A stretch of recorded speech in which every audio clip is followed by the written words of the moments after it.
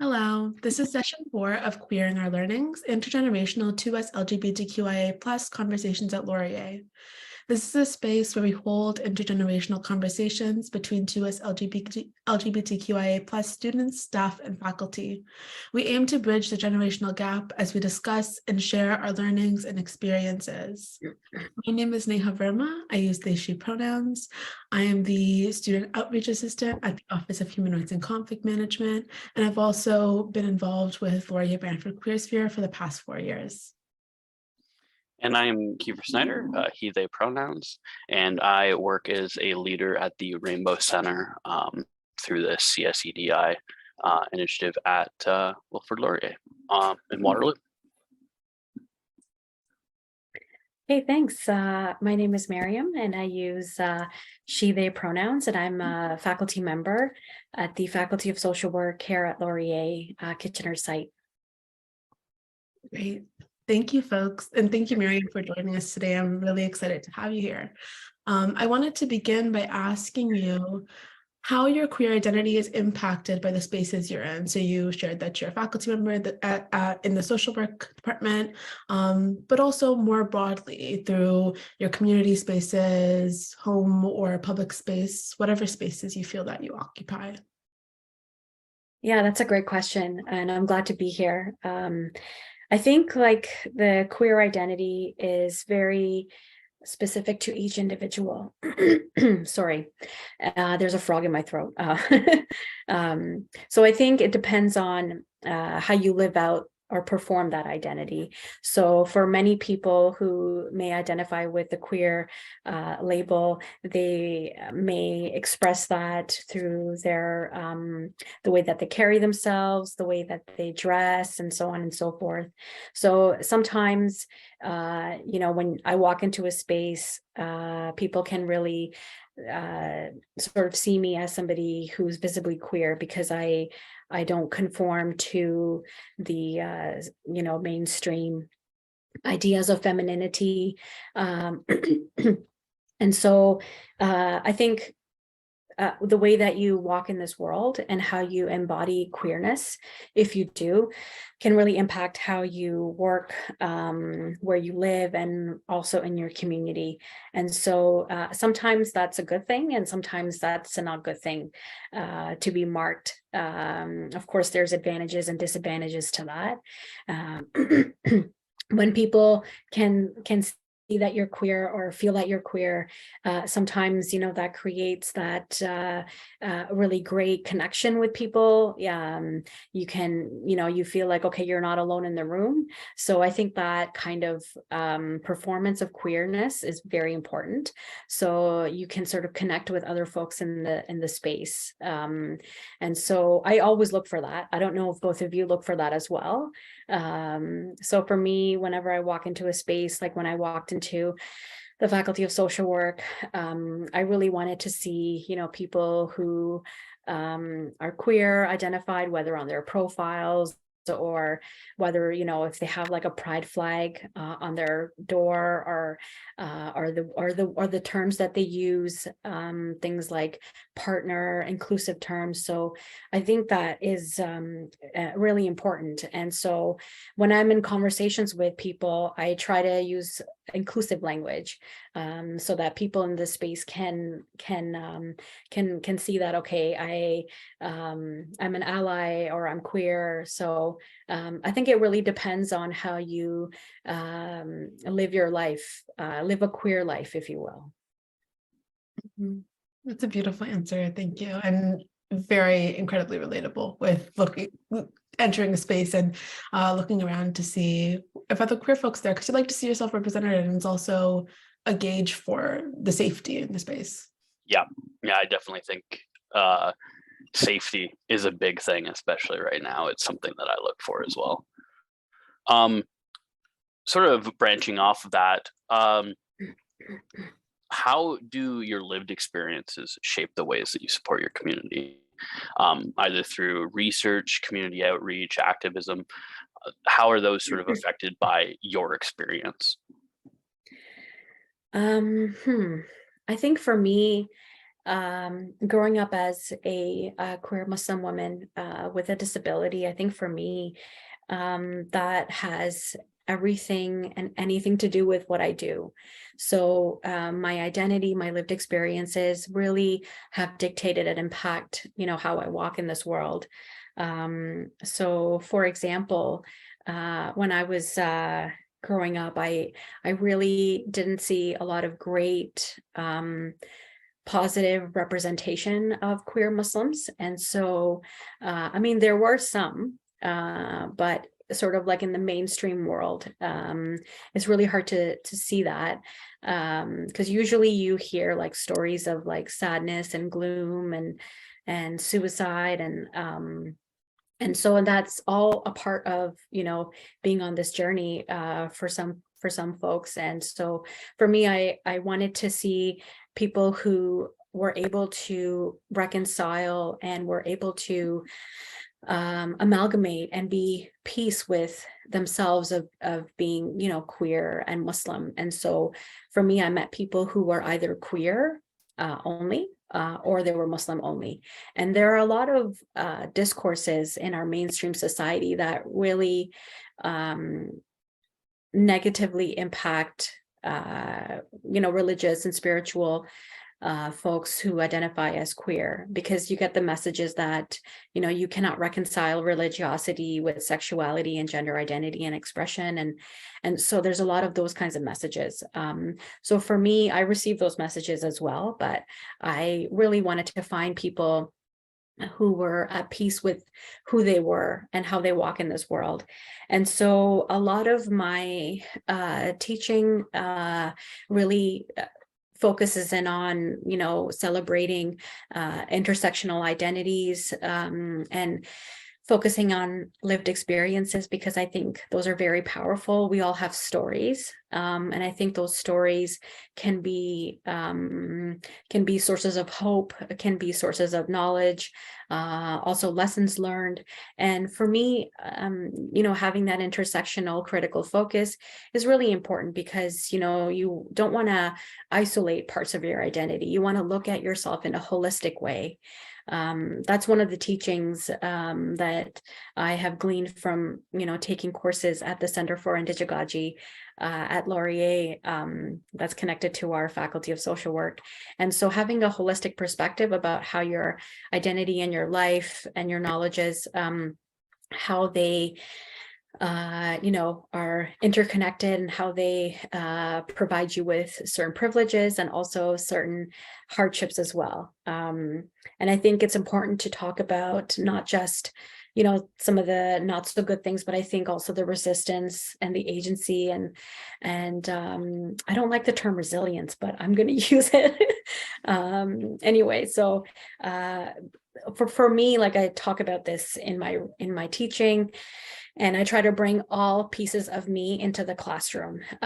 Sometimes that's very challenging because, people who identify as queer, they've been harmed by mainstream religious institutions, and so it's a very complex conversation to navigate, but I think there is space in the classroom to talk about how diverse experiences and diverse identities can coexist, and contradictions are fine. You don't have to be either or, you can be all. And I think creating that space in the classroom has been really helpful for myself and as well as the students, because I believe that you can have authentic conversations, and a lot of great aha moments.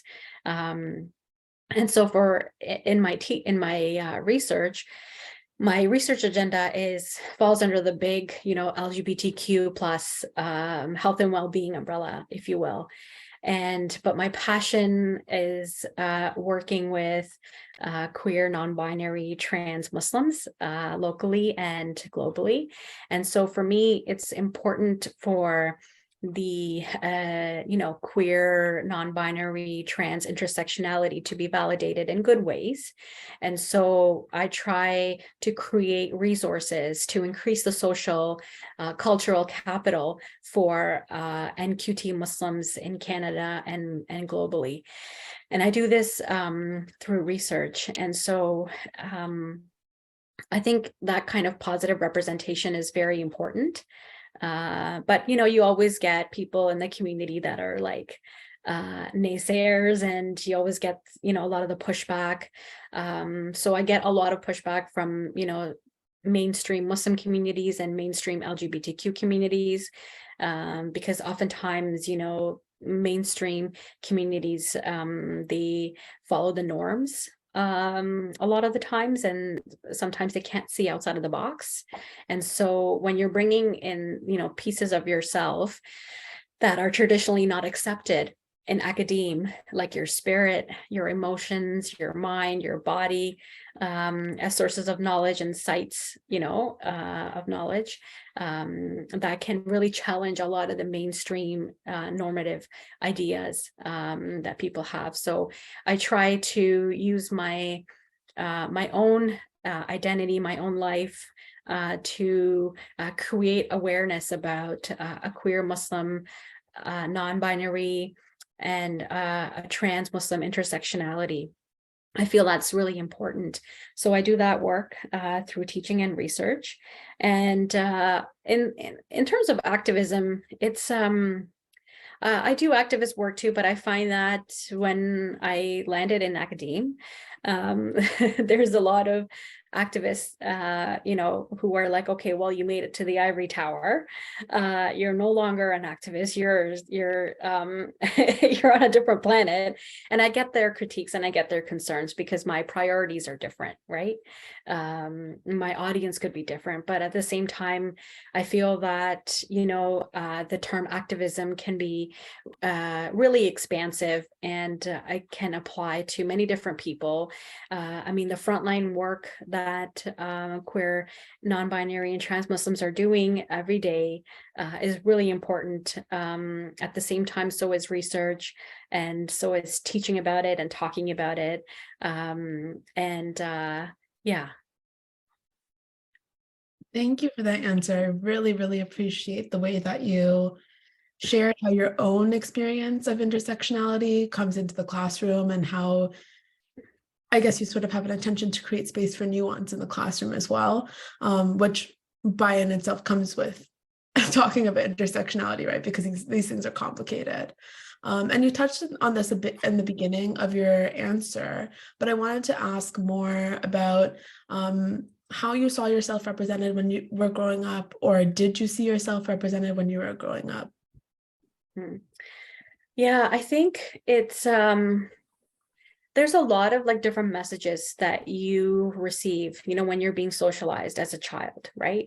There are certain messages that you're receiving from your ethno-racial community, from if you visit a place of worship, from school, from like all these kinds of different places that socialize you into being becoming a person, if you will.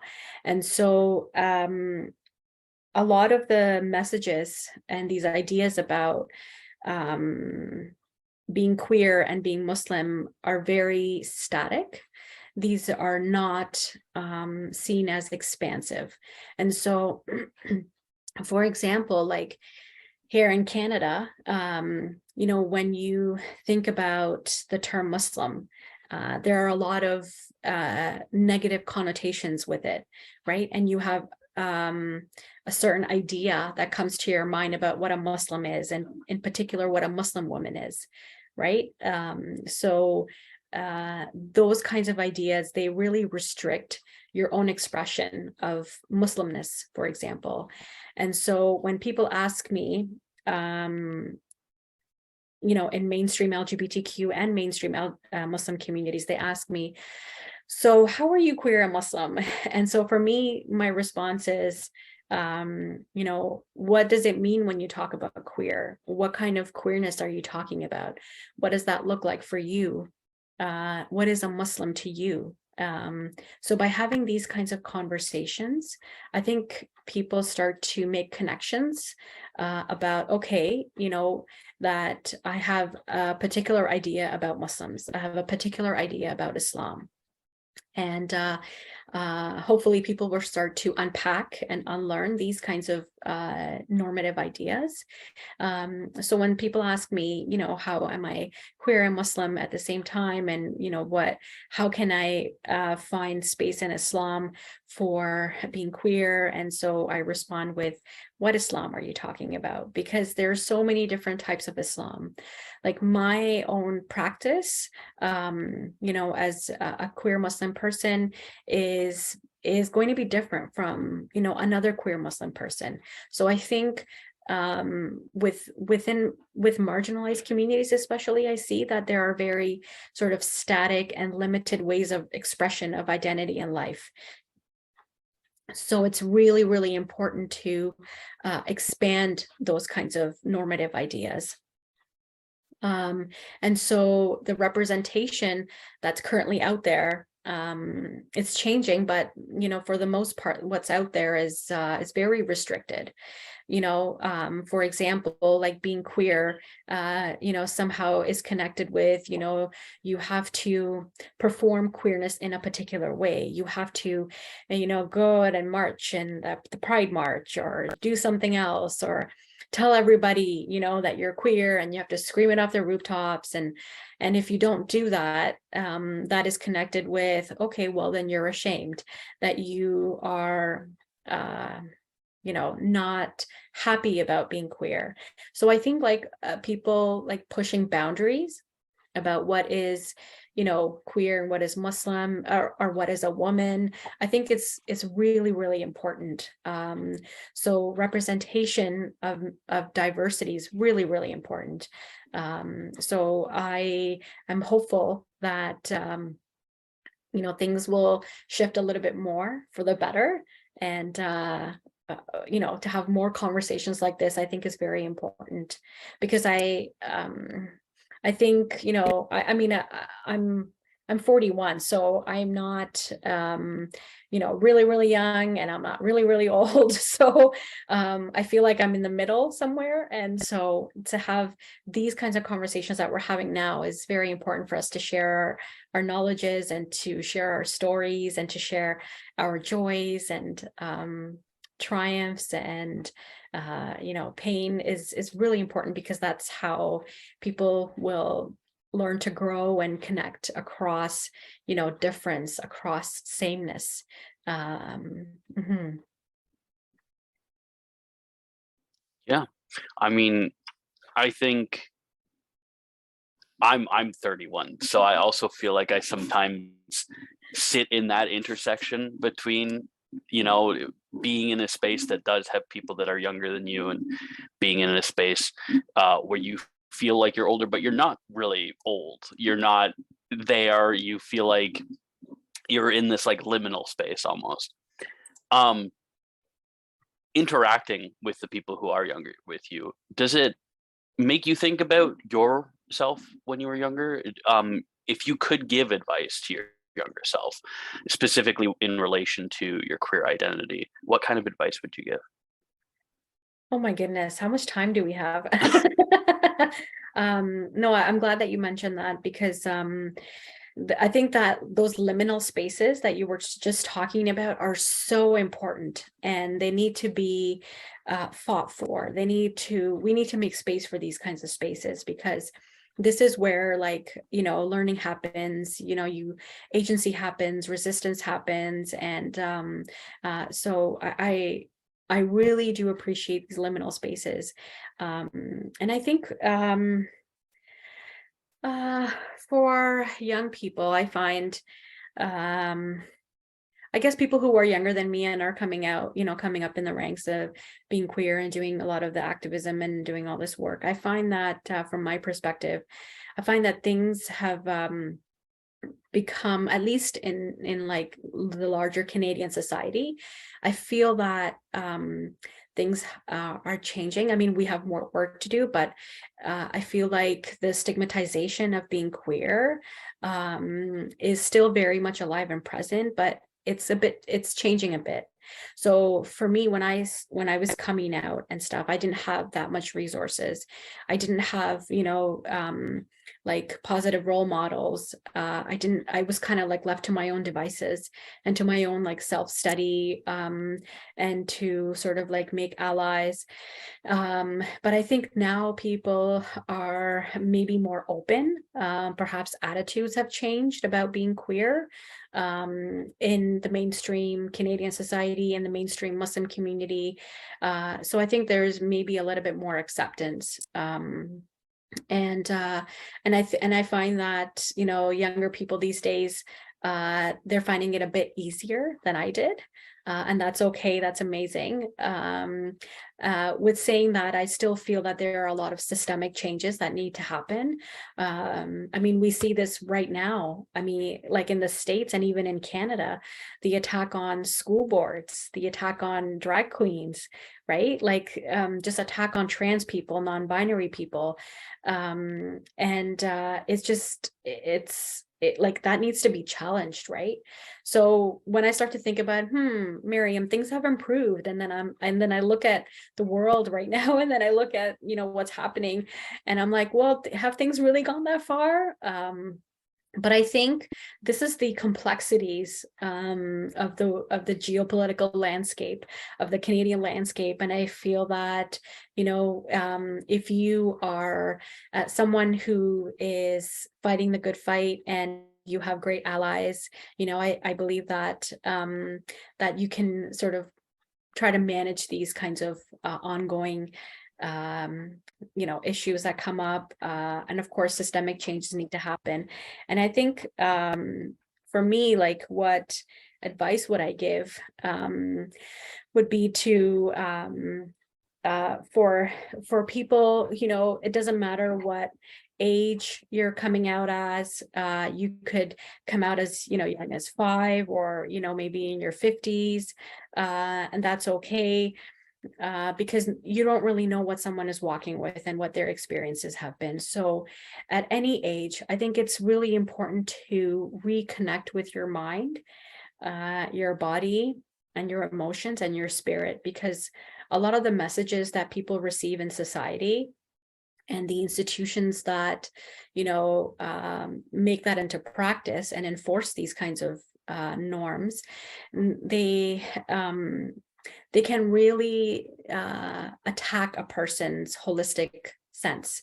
So my one takeaway that I would like to share is for anyone who's coming out at whatever age, is to become friends, to reorient yourself with yourself, and to try to find peace within yourself. And because that is where, if you're listening to your inner guide, your inner teacher, and you're trusting yourself, and you're trying to, do what you feel is right, because I believe that, the Creator has given people, the internal wisdom to make good decisions for themselves. And so if you are becoming, reorienting and befriending yourself again, and all parts of who you are, that is really, really important, because there's always going to be people who are going to say, well, you're too emotional for academe, or you can't bring spirit in here, or you can't talk about religion, and you can't do this and you can't do that. So I think it's important to have that holistic perspective. So it has to start with you, and then hopefully by the way that you are living your life, you can be the light and sort of live your truth, and then that will impact people. I find that telling people what to do is not really great. You have to live by example. You have to do it, so that people, when they're in your presence, they feel like, yeah, you know what? I feel good about myself. So I think that's really important. So working on yourself, and then, trying to pan out and support your community. And you can do these things together as well, right? You can be working on yourself and be in community and be loving and being all these kinds of things. But I think as queer people, as like a racialized queer Muslim woman, I think for me, I had to spend some time to reorient and befriend my own mind and body and spirit, because of all of the different directions that people can have taken me on. So it's important to be solidified in who you are. I hope that makes sense. That was so beautiful. Thank you, Maryam.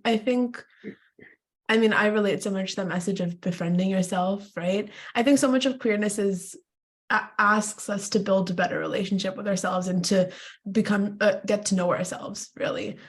So it's really, really fitting for queer youth, queer Muslim youth, queer racialized youth. Yeah, I really appreciate that message. Yeah, it's, I think, all about, that conversation with yourself and looking into and discovering parts about yourself that maybe the places that you grew up or the people that you grew up around forced you to push those parts away, or to push them, into a closet, to use the metaphor that we all use. It's definitely about rediscovery, and also, about loving yourself a little bit, or as much as you can do in whatever part of the journey you're on. Absolutely. And I'm a huge fan of RuPaul. And so, I think RuPaul, one of the primary messages is, if that she gives is, if you can't love yourself, you are unable to love other people. So I think for me, it's very simple, and, but it's vitally important, because people will discount you based on your age, based on your race, based on, your disability or whatever. Right? People can discount you on many different things. But if you are grounded in yourself and you can hold steadfast and you have good people around you, then, you can stand up or sit down, or whatever. You can be strong in that way. Thank you for sharing that, Maryam. I wanted to create space before we end this conversation, if folks want to share anything else or any final words.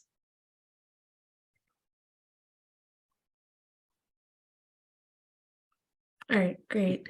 Thank you, Maryam, so much for joining us. I've really enjoyed this conversation, and it's been such an honor to have you join us for this series. Thank you both. Thank you for inviting me. I appreciate it.